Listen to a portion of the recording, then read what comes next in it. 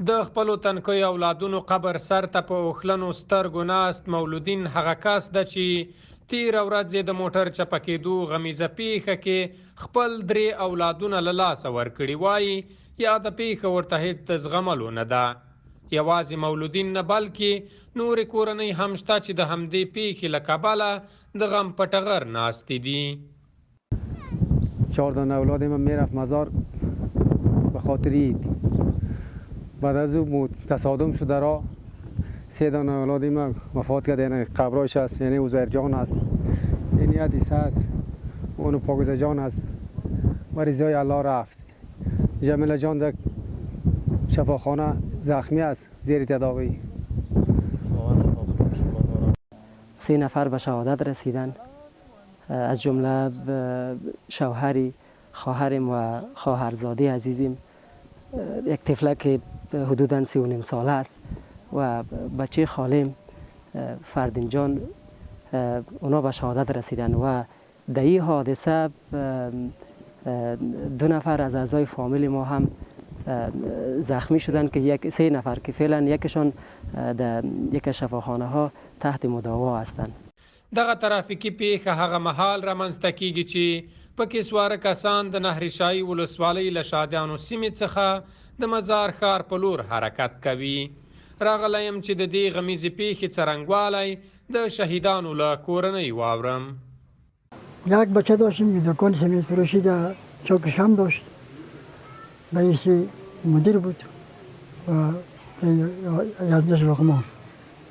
فامیل هم اینجا بود که 4 تا شتوک دیگه آمدن اینجا. پس اینو که خلاص شدن بخیر طرف سفری خانه کردن. یعنی قسمت الهی بود، موتر چپه شد. صبر میخواهیم از الله تعالی. یعنی موتر لین بود، موتر لین هم از این قریه خودی ماست. رفتن همین حادثه شد، را چپه شد. یک نواسه یک بچه ما شهید شده، یک عریس ما کامیونوار هستند. ورته مهال د بلخ امنیه قمندانۍ مسؤلان وایي له اختر را په دې خوا 3 جلا ترافیکي پیښو کې 30 تنه هیوادوال ټپي او 14 تنو خپل ژوند له لاسه ورکړی.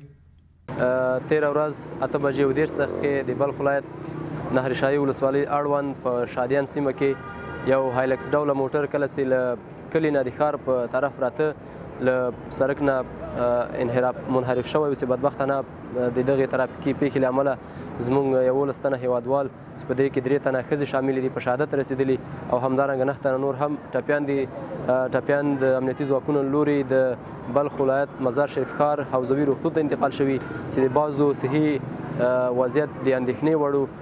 همدارنګه د کوچني اختر له لومړۍ ورځې تر دې مهاله په بلخ ولایت خصوصا مزار شریف ښار کې ډیری ترافیکي پیښې د ډریورانو یا موټروانانو د بې احتیاطۍ له امله منځته راغلي چې بدبختانه په دغه پیښو کې تر 150 پورې هیوادوال زموږ په ترافیکي پیښو کې زخمیان شوي، همدارنګه 14 تنه هم په شهادت رسېدلي دي. دا په داسې حال کې ده چې په تېره یوه اونۍ کې د نورو ولایتونو سربیره بلخ ولایت کې د ترافیکي پیښو کچه زیاته شوې. روح الله روحانی، شمشاد نیوز، بلخ.